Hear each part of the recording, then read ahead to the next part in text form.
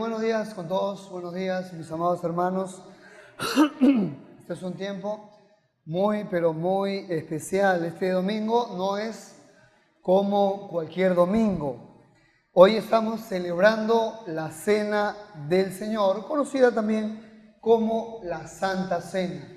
Y ese es el tiempo que nosotros vamos a tener. Así que en esta mañana, por lo menos unos 30 minutos, yo quiero explicarles bíblicamente lo que significa la Cena del Señor y por qué es que nosotros participamos en ella.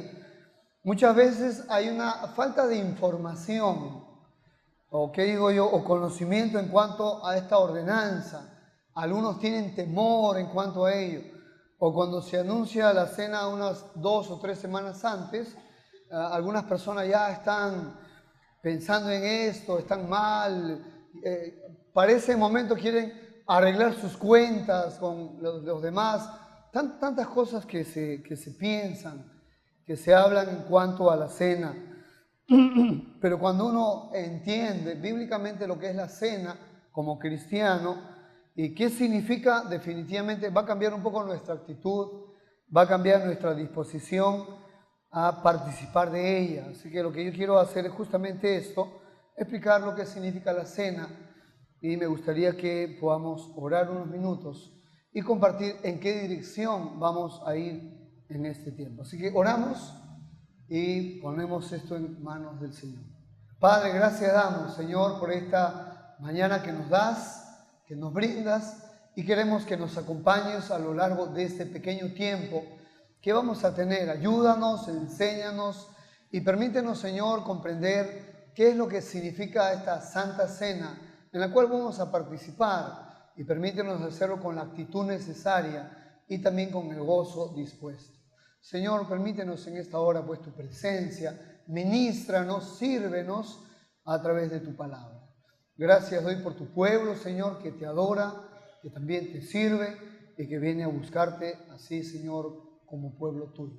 Oro esto en el nombre de Jesús tu Hijo. Amén. Amén. Bien, quiero compartir que vamos a ir en esta dirección. Vamos a hablar de la cena en cuanto a su institución. O sea, ¿quién la instituyó? ¿Quién la originó?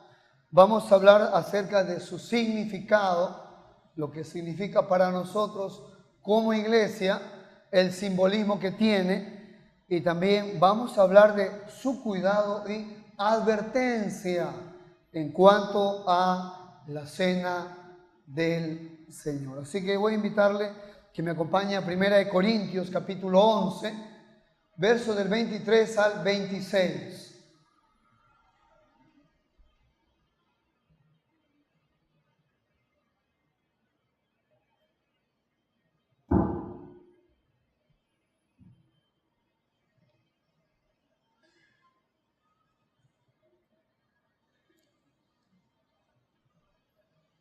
Primera de Corintios capítulo 11,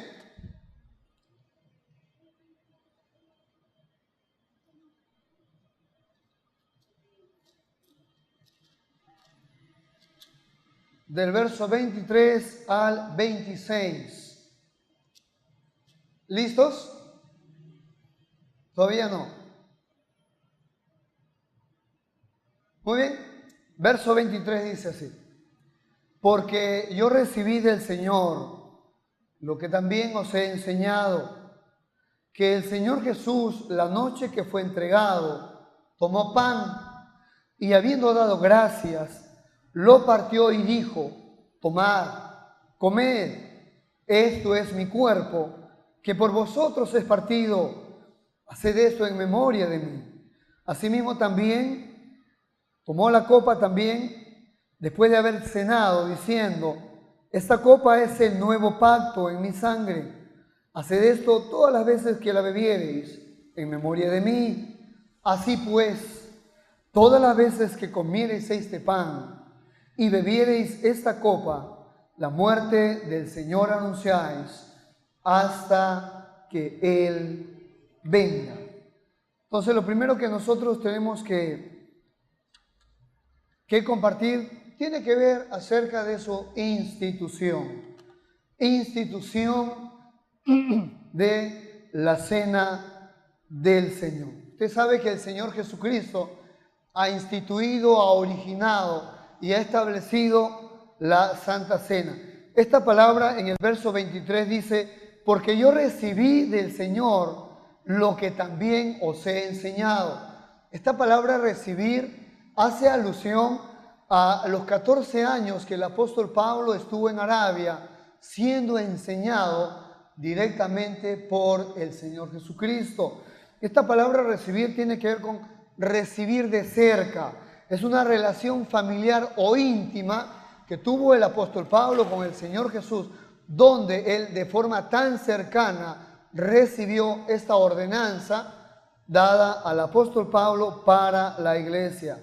Esta palabra recibir también tiene que ver con asumir esta responsabilidad. O sea, él la recibió, él la asumió y ahora él la ha transmitido a la iglesia lo que el Señor ha instituido. Así que hablando de su institución, es una disciplina, una ordenanza instituida por el Señor Jesucristo, dada al apóstol Pablo, dada a los discípulos del Señor también en su momento, donde Él la instituyó, donde Él la originó y donde Él la estableció. No es algo que se le ocurrió al pastor, no es algo que se le ocurrió aún al apóstol Pablo, sino sencillamente la recibió del Señor y ahora la ha transmitido a la iglesia.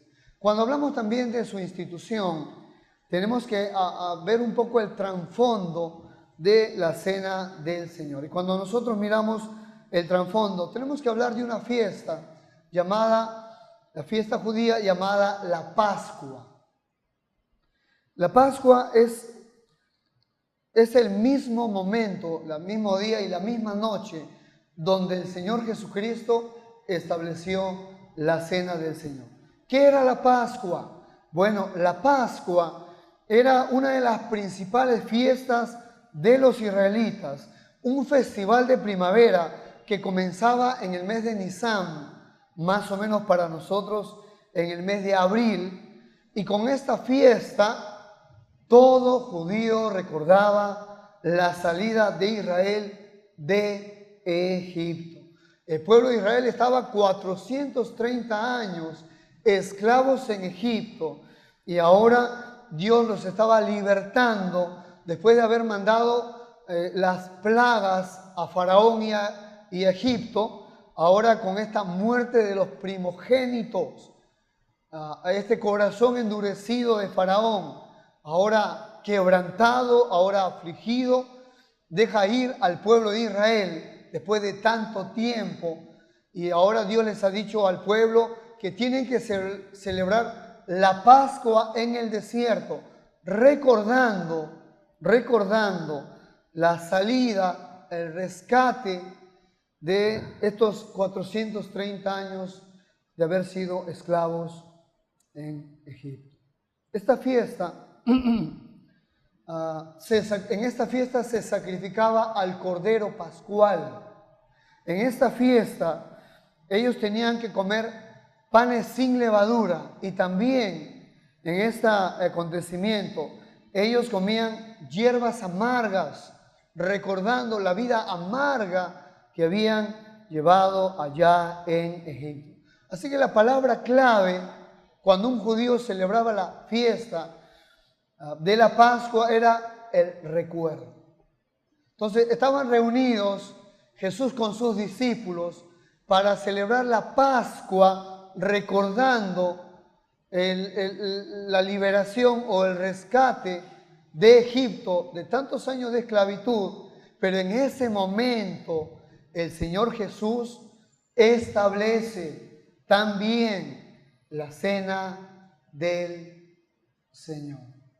Para el judío era el recuerdo de los 430 años de ser esclavos en Egipto, pero ahora en este nuevo tiempo que estaba inaugurando el Señor Jesús, ahora era el recuerdo de tantos años que nosotros hemos vivido en el pecado y hemos sido libertados por la sangre del Señor Jesucristo. Así que es importantísimo que usted sepa el trasfondo de la cena del Señor y donde el Señor cambió de celebración tanto del recuerdo de la liberación de Egipto, ahora para nosotros el recuerdo de la esclavitud del pecado por tantos años y haber sido libertados del pecado con la sangre del Señor Jesucristo. Número 2, hablamos de su significado, ¿ok? Su significado. Quiero que mire conmigo desde el verso 24 ahora y lea conmigo. Verso 24 de 1 Corintios, capítulo 11, verso 24. Dice así: y habiendo dado gracias, lo partió y dijo: tomad, comed, esto es mi cuerpo, que por vosotros es partido, haced esto en memoria de mí. Asimismo, tomó también la copa, después de haber cenado, diciendo: esta copa es el nuevo pacto en mi sangre. Haced esto todas las veces que la bebiereis en memoria de mí. Ahora, hablando de la cena del Señor, de la cual vamos a participar después de esta enseñanza, el Señor ahora comparte el significado de lo que es la cena del Señor. Déjame decirle que para la iglesia Dios ha establecido dos ordenanzas. La primera se llama el bautismo. Y en el bautismo, en agua, claro está, uno confiesa públicamente aquella experiencia interior de salvación que ha ocurrido en todos aquellos que han conocido a Jesucristo como su Señor y como su Salvador. Pero en la cena es una poderosa ocasión o oportunidad para confesar nuestra fe también. En esta ordenanza de la cena del Señor, el cristiano confiesa ante todos, no solamente que ha creído en Cristo, sino que no lo ha olvidado. Una vez más, en la Santa Cena uno confiesa también que ha creído en Cristo, pero no solamente que ha creído en Cristo, sino que no lo ha olvidado. Amén. Él dijo, por eso, hagan esto en memoria de mí. Esta palabra, en memoria de mí, tiene que ver con un recuerdo activo, un recuerdo intencional, un recuerdo que hacemos a propósito de Él. Así que, ¿qué recordamos? Es la palabra. ¿Qué recordamos? Bueno, en esta cena donde recordamos, primero, su cuerpo que fue partido. Ahí recordamos, en esta celebración de la Santa Cena, nosotros recordamos su cuerpo que fue partido. Mire el verso 24, dice: y habiendo dado gracias, lo partió y dijo: tomad, comed, esto es mi cuerpo, que por vosotros es partido, haced esto en memoria de mí. Mire, la palabra partido literalmente significa romper, roto o rompo en pedazos. Y aunque el profeta, o según la profecía, ningún hueso de nuestro Señor Jesucristo fue quebrado, lo que sí fue molido fue su cuerpo.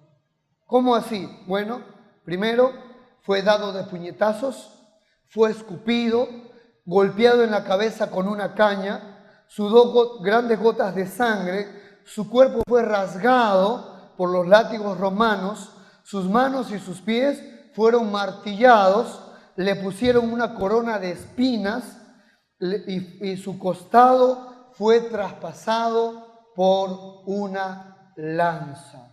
Y esto lo hizo por nosotros. Yo le digo una cosa. ¿Cuándo es que nosotros recordamos que su cuerpo fue partido? ¿Acaso es que lo hacemos diariamente? Usted se levanta en la mañana y dice: hoy el Señor Jesucristo, recuerdo que Él fue crucificado, que su cuerpo ha sido partido, que Él fue dado de puñetazos, que ha sido Él lapidado. ¿Acaso recordamos esto intencionalmente? No lo hacemos, no lo hacemos. Y no es un pecado que no lo hagamos. Es por eso que cuando nosotros participamos de la cena del Señor, hacemos un recuerdo intencional, un recuerdo activo, un recuerdo a propósito de lo que sucedió con Él y con su cuerpo. Por eso que al participar de la cena, nosotros recordamos a propósito lo que sucedió con su cuerpo que fue partido. Amén. Esto es lo que sucede y lo hizo por nosotros. ¿Qué más recordamos? Bueno, recordamos el nuevo pacto que fue inaugurado por el Señor. Verso 25 dice, asimismo, tomó también la copa después de haber cenado, diciendo, esta copa es el nuevo pacto en mi sangre. Haced esto todas las veces que las bebiereis en memoria de mí. ¿Qué cosa era un pacto? Sino sencillamente un tratado, un acuerdo, un convenio, lo que sucedía antiguamente entre un soberano rey y sus súbditos. Es lo que se hacía antiguamente, donde ellos, en este pacto, el rey soberano le decía a sus súbditos, primero, les recordaba quién era el que mandaba o quién era el soberano. Segundo, en este pacto, qué beneficios les había concedido. Tercero, qué comportamiento esperaba de sus súbditos ahora en este pacto. Cuarto, qué bendiciones conseguirían ellos si le obedecían. Y cinco, qué castigos recibirían si se rebelaban o violaban el pacto. Bueno, tiene que saber que Dios en el Antiguo Testamento estableció un pacto con su pueblo, el pueblo de Israel. Les dio ahí los 10 mandamientos que se convirtieron en 613 mandamientos que el judío tenía que cumplir a cabalidad. En este pacto, Dios estaba acordando con ellos cómo iban a caminar juntos. Entonces Moisés lee la ley de los 10 mandamientos y el pueblo dice, todos a una sola voz dicen así, haremos todas las palabras que Jehová ha dicho. Bueno, este pacto fue ratificado con sacrificios en ese día y acordaron juntos caminar de esa forma. Sin embargo, lo que nos cuenta la historia después es que el pueblo de Israel violó este pacto no una vez, sino a lo largo de su historia una y otra y otra y otra vez. Según el escritor de Hebreos, Dios dijo entonces que por haber violado su pacto, Dios se desentendería de su pueblo. El pacto quedó roto y como consecuencia Dios mandó al pueblo al exilio y el templo fue destruido. Sin embargo, la noche que el Señor Jesucristo está tomando esta cena especial con sus discípulos, inaugura un nuevo tiempo para todos nosotros.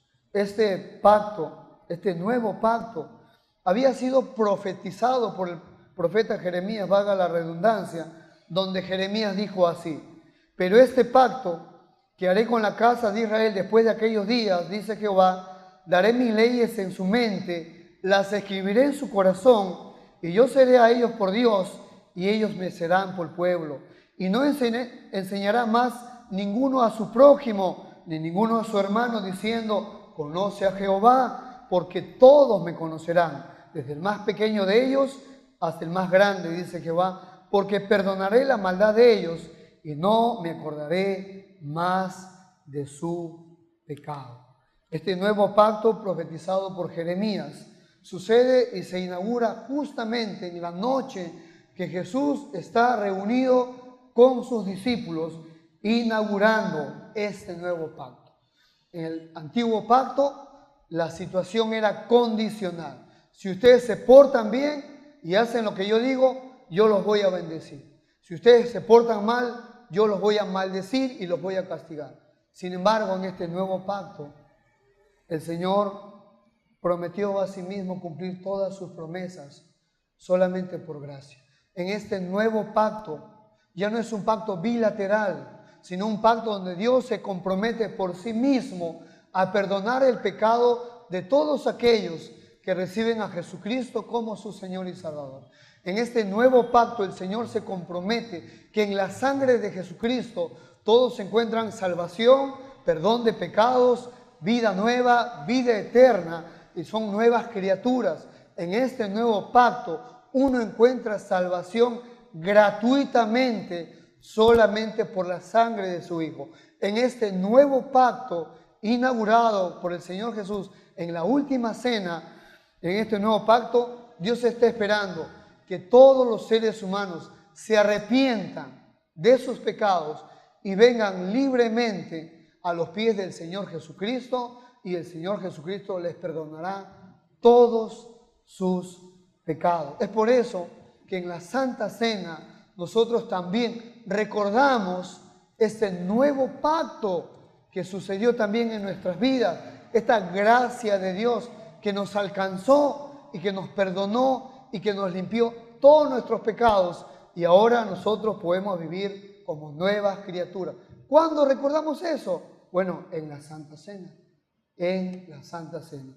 Y lo tercero que sucede en la Santa Cena, anunciamos. ¿Qué anunciamos?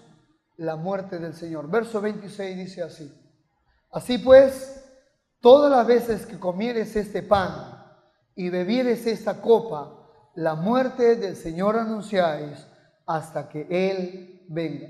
¿Y qué significa la muerte? Sino la obra de Cristo en la cruz del Calvario. La muerte, la sepultura y la resurrección de nuestro Señor Jesucristo. En este pacto, nuevo pacto, nosotros celebramos también o recordamos también este sacrificio que el Señor tuvo para con nosotros. Esta obra perfecta que nosotros ahora la llamamos el Evangelio. El que yo estoy compartiendo ahora de la Santa Cena, el que yo estoy participando de la Santa Cena, es la predicación misma también del Evangelio. ¿Por qué? ¿Qué es el Evangelio? La muerte, sepultura y resurrección de Cristo. ¿Qué es la Santa Cena? Anunciamos la muerte, sepultura y resurrección de nuestro Señor Jesucristo. Dice, hasta que Él venga por segunda vez y establezca su reino en toda su plenitud.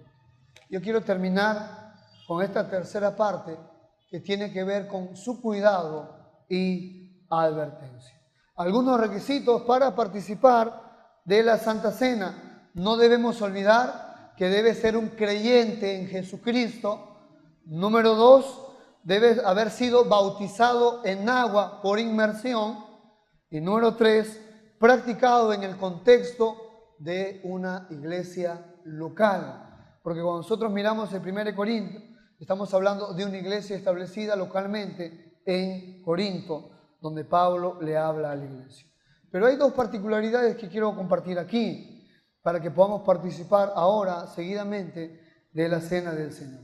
No participe de la cena indignamente. Verso 27 dice, de manera que cualquiera que comiere este pan y bebiere esta copa del Señor indignamente, será culpado del cuerpo y de la sangre del Señor. ¿Qué significa participar de la cena indignamente? Usted dice, estoy en pecado, no estoy bien con mi prójimo. Claro, usted tiene que estar en comunión con Dios, por supuesto. Tiene que estar en comunión con Dios y en comunión con sus hermanos. Eso está aclarado. Pero cuando el Señor habla acerca de no tomar indignamente la cena, tiene que ver con discernir lo que estamos haciendo. Discernir su cuerpo, discernir su sangre, discernir este pequeño jugo de la vid y discernir este pequeño pan que vamos a ingerir. Verso 29, por eso dice, mire, verso 29, porque el que come y bebe indignamente, sin discernir el cuerpo del Señor, juicio come y bebe para sí. Entonces, ¿qué significa participar de la cena indignamente?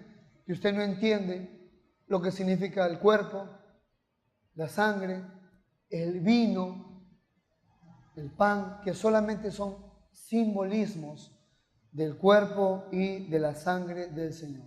Sin embargo, si usted ha entendido por qué participamos en la cena, qué significa el cuerpo, qué significa la sangre derramada por nosotros, usted está listo y dispuesto para participar en la cena.